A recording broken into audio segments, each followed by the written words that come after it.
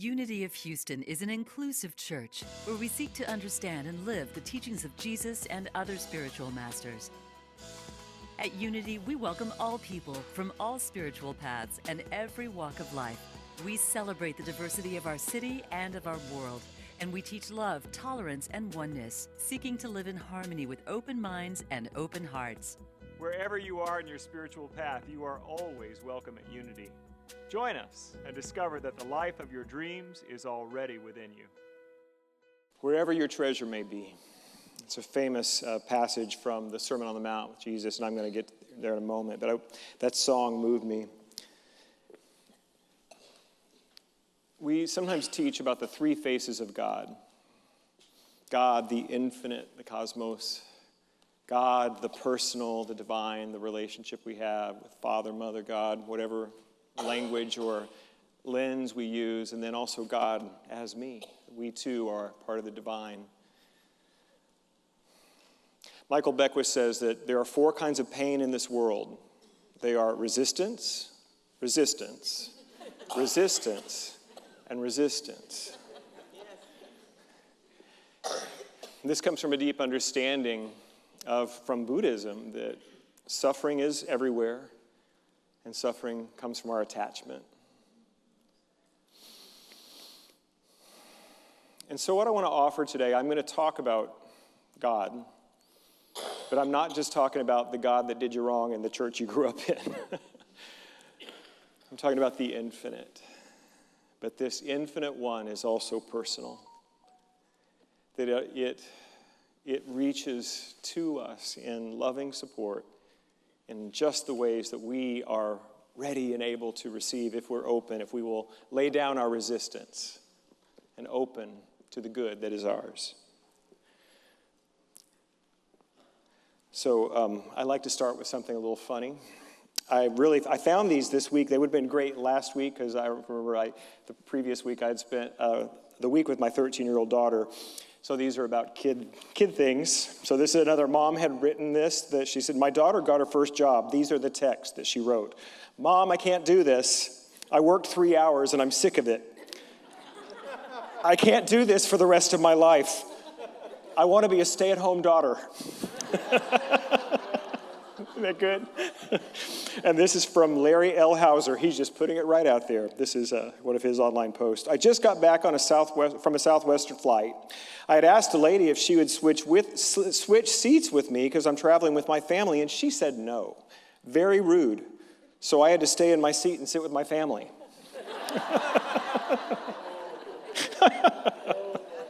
I like it. It's funny. All right, let's get back to our topic at hand, wherever your treasure may be.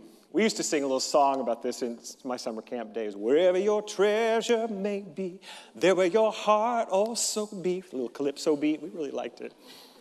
But I have never taught on this passage in all my years in New Thought, 32 years, and I've been speaking for at least 20 of those years. And for whatever reason, I have never felt the call to bring the metaphysics of this passage. So first thing I want to do is I want to read it, and it's 5 verses from the Sermon on the Mount in the book of Matthew, chapter 5, verses 19 through 24. Do not store up for yourselves treasures on earth, where moth and vermin destroy, or where thieves break in and steal. But store up for yourselves treasures in heaven, where moth and vermin do not destroy, and where thieves do not break in and steal. For where your treasure is, there is your heart also.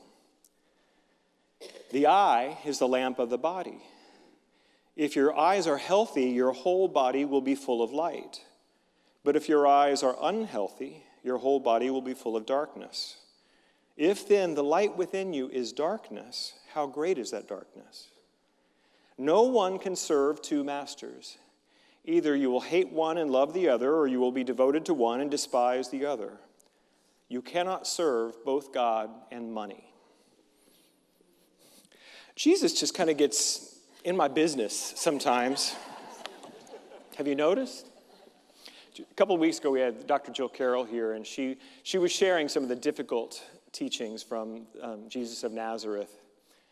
But it's always pointing us to release our attachment to what's in front of us and find a deeper reality. we get hypnotized by the appearance of this world.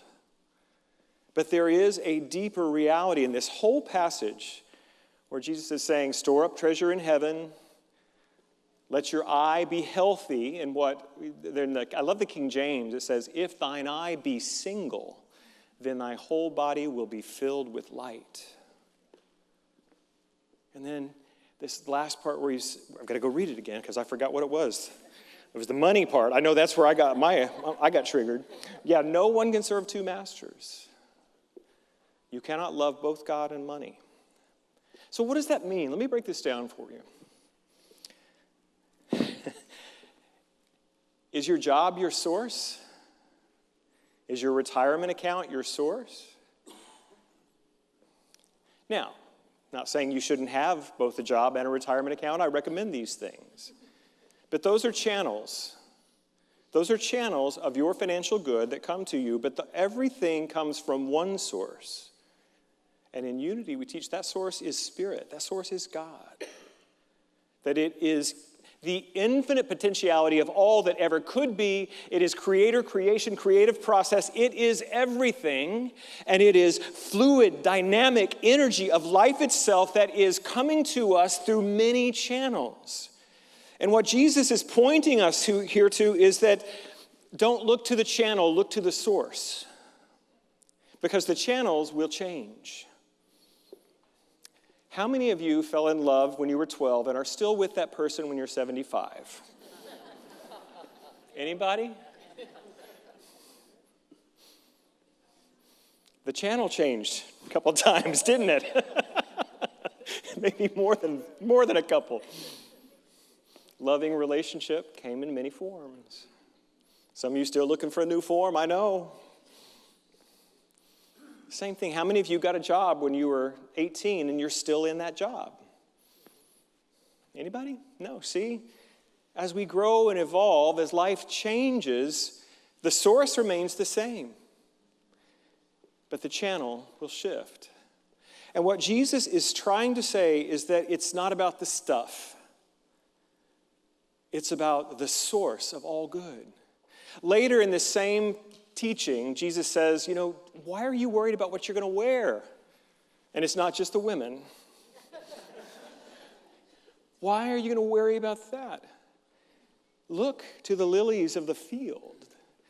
They don't sow or toil, and yet Solomon in all his glory was not dressed like them. And consider the birds. They ain't got no job or retirement account.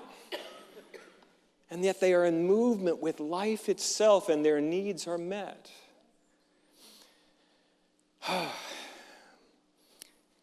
But we think if we can't see it, if we can't hold it, it's not here. And Jesus is pointing us to a deeper reality. That this infinite source that is good and that loves you with a love that you can't even comprehend or understand, is seeking to bless you, is pouring its own self into expression in all these ways if you can drop your resistance and open your receptivity. Drop your attachment to it has to be, the channel is going to be that man, that job, this amount in my 401k. That's our attachment. It's attachment to form. And what Jesus is constantly pointing us toward, that is an effect. Let's go to cause. There is cause, there is effect. And we want to align our consciousness with the infinite source of all good. And to serve two masters, we're going to try and do both, right? Okay, I'll go to church on Sunday and I'll do my prayer and meditation, and then I'm going to go back go back to this job being my source or whatever that is. I love this passage where he says you can't serve two masters. And I was thinking back, I was singing years ago at a church in Northern California, CSL Seattle. No, I'm sorry, not Seattle, Santa Rosa. Hi, Maggie Cole. And there's a statement by Ernest Holmes that says, we believe in the control of conditions through the power of the mind. And that phrase had always bothered me because that's where I can get real attached if I'm trying to control conditions. Like I can use this power of mind action that we teach here in Unity to manifest reality, but I'm going to control the way it looks. And what Reverend Edward Viljoen said that Sunday, he said, the only condition we are ever asked to control is our own divided mind. To try that, we have choice. Are we going to serve two masters, or are we going to align ourselves with the truth of God's presence and power? Our divided mind is what causes so much of our problems. Now, if you're like me, this is not a one-and-done deal. Last week I talked a lot about the process. Don't you hate that phrase, trust the process? But I've got to, because I am very human, and I am continuing to bring my doubt, my belief, my uncertainty to the one mind that I am one with God. Over and over again, and I forget, and I have to come back. And I forget, and I have to come back. And I forget, and I have to come back. That's called practice. And over time, our consciousness expands. Over time, we begin to live from the reality of the indwelling presence of the infinite good, and our lives begin to reflect that back to us. I have a feeling this is similar to what y'all were talking about in that movie this afternoon. Am I right? Yeah. And here's what I've also found. I'm not thrown completely off my game as often, as hard, for as long. The longer I'm willing to serve one master. And I know that language is old, but it's just a metaphor. It's just trying to say, trust source. Place your consciousness with the source of all being. That's all it's trying to say. Trust that there is more here than you can see. And the more that I do this, that meditation stuff, I still got to do that after 33 years? Yeah, I still got to do that. I still got to pray. Shouldn't I just be able to instantly manifest my good? I still got to pray. I've still got to let go and let God, really? Yeah. I mean, I've said it a lot, but I keep thinking at some point I'm going to be so evolved. I'm going to be so mature in spirituality that will not be the answer to every problem. Let go and let God, but so far, no. Because as Siobhan's saying before the meditation, I give myself away. And we're talking about your essence. We're talking about your ego. The part of you that is resistance, that rebel heart that she was talking about. I like a good rebel. We're kind of, there's a history book about our movement called the New Thought Movement. And it's the only sort of academic study of our teaching. And it was about the originators of this movement in the late 19th, early 20th century. And do you know what the title is? Spirits in Rebellion. That's who we are. We're a little rebellious against traditional whatever. We're going to find our own way. Yeah, absolutely. But when we rebel against our own connection to the source of our being, by our attachment to form, that's the rebel that we have to let go of. Let go. Trust that this one infinite source is good. Let go of our attachment to outcome. At convention, Reverend Jim Rosemergy spoke, and it was beautiful. And he basically just said this, that what we need to do is to be grounded in spiritual principle and unattached to outcome. That sounds so easy. But it is simple. To be grounded, and that's serving one master. That's letting our eye be single. Grounded in spiritual truth and reality. And then our actions, we will make choices and take actions. We want them to come from that as best as we can. And we can work for specific goals and achievements in our life, absolutely, but do not be attached. Because it's probably not going to look the way you're thinking in your mind. And it's probably not going to come in exact timing that you're thinking in your mind. But here's what I've learned, and I need you to hear this. In my experience, when I've let go of my attachment to outcome, it's been better. What has come to me is more than I could have put on a vision board because I was available. In Unity, we teach, there are 5 basic principles. Now, this is sort of a gleaning of truth from all of the foundational writings from Emily Cady and Charles Fillmore. This was actually written by Connie Fillmore Bazzi, who I believe was Charles and Myrtle Fillmore's granddaughter or great-granddaughter. And she was a classmate of Reverend Howard Caesar. And in the 80s, she sort of distilled, this is what we really teach in Unity. 1, God is absolute good and present everywhere. 2, human beings are inherently good because they are of God. 3, Thought creates experience. 4, prayer and meditation connect us to God. 5, we must live the truth we know. Isn't that beautiful? There it is. Go do that and you're fine. We can let out early if y'all just go do that. We'll be good.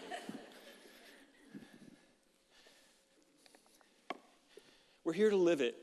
That last principle is so important. Mere knowledge of these principles will not be enough. We must be willing to step out on it. I've told this story before, but I like to tell it myself sometimes. Keeps me honest, I think. This was, my goodness, how many years ago? I don't even know, 20 or more than that. It would have been in 93. No, not 2003. So that's 22 years. That's how old it was. How long ago it was. I had made a heart-wrenching decision to end a 9-year partnership that I was in at the time, and it was a hard decision. And yet I felt that I was choosing for my evolution, for my growth, and so I made that decision. And at the time, I was still playing and singing in piano bars, and I had a really good gig that I had manifested using these tools that we teach in Unity. It's a fancy, fancy place in Dallas called the Mansion on Turtle Creek.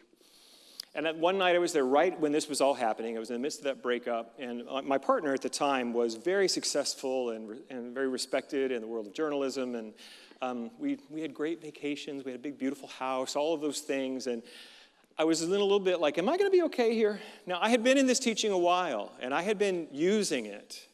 And I had taken my income from about $30,000 a year to over $100,000 a year as an independent musician in Dallas, Texas.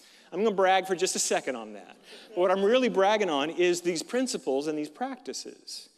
I used them and was able to do that. So I was doing fine. I wasn't destitute. But I had a little fear because I knew my life was about to change based on my decision for growth. And I remember it was on a Monday. It was about 5:30. There was a happy hour shift, and often people would come in at that time, and there was nobody there. The restaurant, which was down there way a bit, it wasn't open yet, and it was I think it was at the time, the mansion had the only 5-star rating of both hotel and restaurant. It was really a fancy, beautiful place. And I was just playing music and kind of thinking, am I going to be okay? Now, we teach affirmative prayer. We don't pray to a distant God. We pray from the presence of the divine within us. But in that moment, I was like, God, am I going to be okay? That was kind of my prayer. I need to know I'm going to be okay. I think I'm doing the right thing. Am I going to be okay? At that exact moment, I'm telling you the honest truth, in the next room over, that was the sort of entryway for the restaurant. And there was a man standing at the maitre d' desk, and someone had been helping him. They walked away, and he was standing there, wasn't paying a lick of attention to the music that I was just playing piano.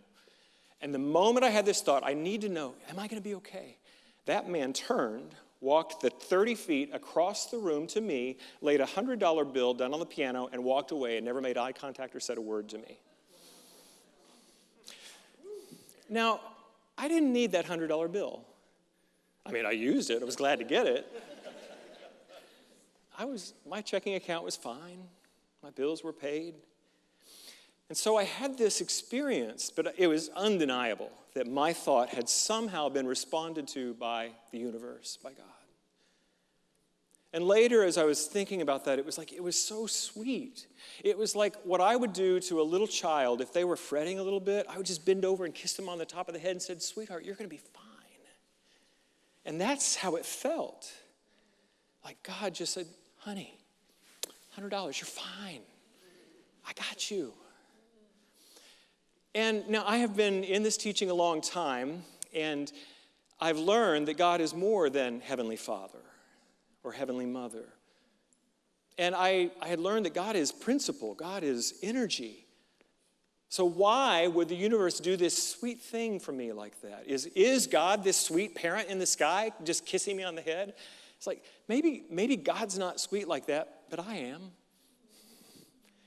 My soul is like that. And so the infinite power that created the cosmos was somehow aware of me. And in a moment of need, reached out to me in a way that was just like me. that touched my soul, spoke the language of my soul. I have lived these principles, and I have learned that God knows us, loves us, meets us where we are. God will meet your needs. Your needs. Not in the way he's going to meet your mother's needs. Not in the way he's going to meet not in the way she's going to meet your parents. It's just you. You have a direct line, a direct relationship to infinite good. And if we just let go of our resistance and open our receptivity, and then we can begin to create the life of our desires and of our heart's desire, not the egoic desire, the life of our dreams of contributing to the good of humanity. We can begin to create those dreams, and we create with God from essence, not form. Alan Cohen said this years and years ago on Facebook. He just put a little post out there. And if you don't know Alan, he wrote The Dragon Doesn't Live Here Anymore. Is that the name of it? That's not it. I mixed that up somehow. But he's a great writer, and I got to do a retreat with him in Sedona one time. I was doing music for him. Great guy. But his quote was this: pray for essence rather than form, and then the form will come from the essence. Think about what it is that you want to experience. Think about the qualities of life that you want to have in your life. Peace, freedom, joy, connection, love, ease, whatever those are. Be thinking about what you want to experience, because you may think it needs to come with a rich man with a Lamborghini. It may not need to come that way. And it might. Maybe that is the form it will come in, and maybe not.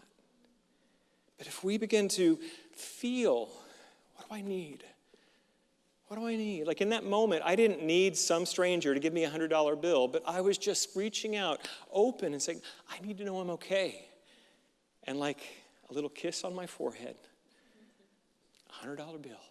Thank you, God. As we do our work in consciousness, as we begin to align ourselves more and more often and more deeply with the truth that we are one with God. We are one with God. I am one with God. Can you say that? I am one with God. And if you don't like the word God, say something else. I am one with the cosmos. I am one with energy. I am one with life. I am one with spirit. It doesn't care what you call it. But if God is what you call it, if you have that relationship, then call it that. As we do our work in consciousness, our perception will begin to change of reality.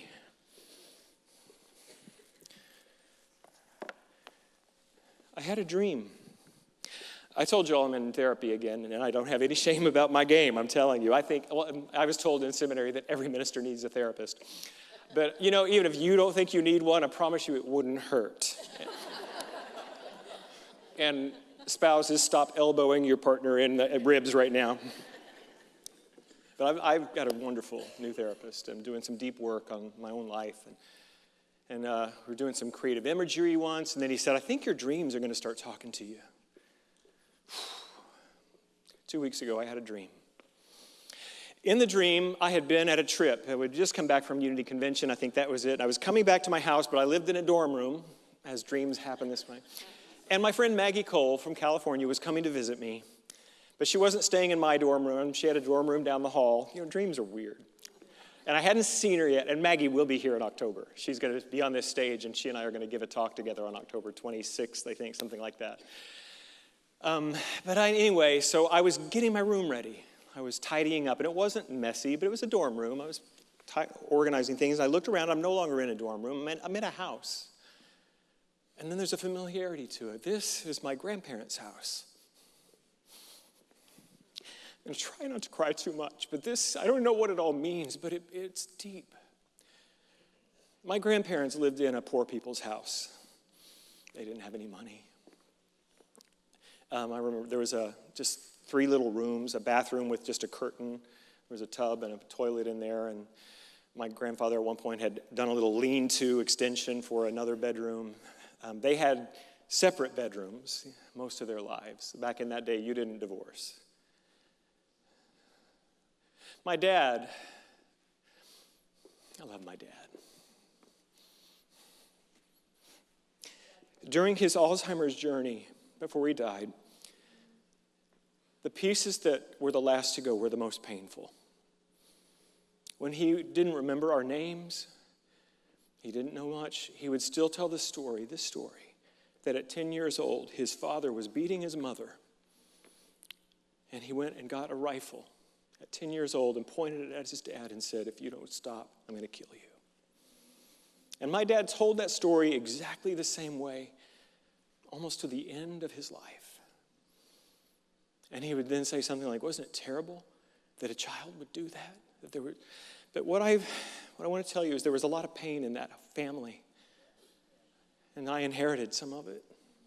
I love my grandmother, my dad's mom. I loved that woman. It was the first real loss. She died when I was 12. And I was in that house a lot, and I loved her, but that house was kind of dark. Not just physically, there were always shades over the windows, but it was just, there was a heaviness there. I never once saw my grandparents say an affectionate or kind word to each other, ever. In the dream, I'm in that house, and I'm in the bathroom. And I know this place, but it's different. The walls have been painted, and it's fresh. There's new tiles. Like, wow. And I look out into the kitchen, and it's the same. The whole house has been redone. It's filled with light. And in the living room, it's just light. And there are these beautiful curtains, and there are plants everywhere, and the light is coming in. And I'm thinking, who did this? It's beautiful. And then I go back into the kitchen, and there are some of the leaves that just have light streaming. They fall, and I'm scooping them up. Maybe my Aunt Margaret did this. She grew up in that house. She's a deeply spiritual woman. And just this wave after wave of gratitude came to me in the dream. That someone had brought love to this place of such pain. That's the dream. I woke up crying. And I've come to see it's not about my grandparents, it's about me. You know, in Jungian dream analysis, you're every part of the dream. Everything, every character is you, some aspect of your own unconscious. Robert A. Johnson, a wonderful Jungian analyst and writer, he said that dreams have information for us that we should have but don't. And what I'm beginning to see about this powerful dream is that the pain of my past is being redeemed. That even in the darkest times in my life, light was present. I couldn't see it then. Hope was present. Love was present. That same energy that had given me a $100 tip when I was in my 30s, that same energy that I had felt in the Pentecostal church when I was 9, that presence of love that was a profound mystical experience I had at that stage, that presence was there with me all the time. At the depths of my depression and my drinking in my 20s, my dark night of the soul, God was there. Love was there, just waiting for me to drop my resistance. There is a promise in Alcoholics Anonymous. The third promise says, we will not regret the past nor wish to shut the door on it. When we live from spiritual reality, not storing up treasure on earth, but storing up treasure. And when we live from that place, in the now, we can redeem the pain of our past, and we can create a future of infinite possibility and deep joy.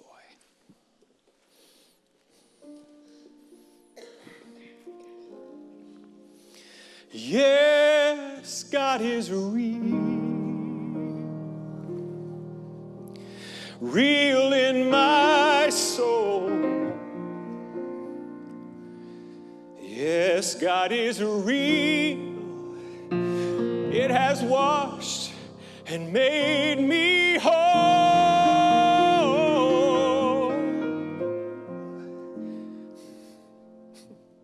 This love for me, it's like pure gold.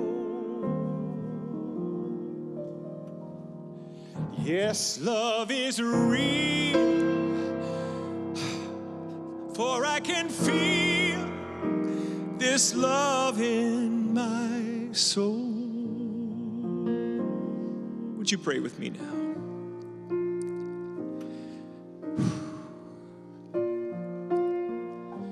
In this moment, I know that God is real. Divine creative energy is real. Spirit is real. There is a level of reality beneath the formed conditions that is more real, not less. And it calls to me, it offers its substance to me for transformation, for healing. I am its beloved child. I am its expression of its own being. Each of us, within the sound of my voice, we are unique, irreplaceable, unrepeatable expressions of divine creative energy and love. This is who and what we are. And so in every place where we have not yet seen that, every place in which we have forgotten that, every place which feels dark and tight and filled with suffering and struggle, in this moment, let us know the presence of the divine is there. Light is there. Healing is there and available. All things are held by this energy of light, this energy of love. And it's real. It may not yet be in a form where we can say, I have demonstrated my healing, but it's real. And it's offering itself right now. So if we can find a space of letting go, a space of breathing in, we let go of our control, we let go of our need to have it look a certain way, and we open to the infinite good that knows our name, that loves us in exactly the way we need to be loved for our highest and best good. Yes, God is real, for I can feel this love in my soul. Release this word, knowing that it's done. I let it be, and so it is. Amen. Before you do that, this is not just my story, this is your story. This same love is available to you. This same transformation and healing is available.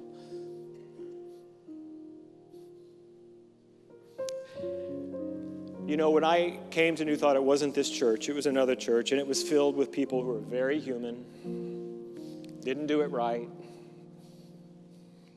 My t-shirt, Kathy Hearn, says, spiritual communities where we grow up all over each other.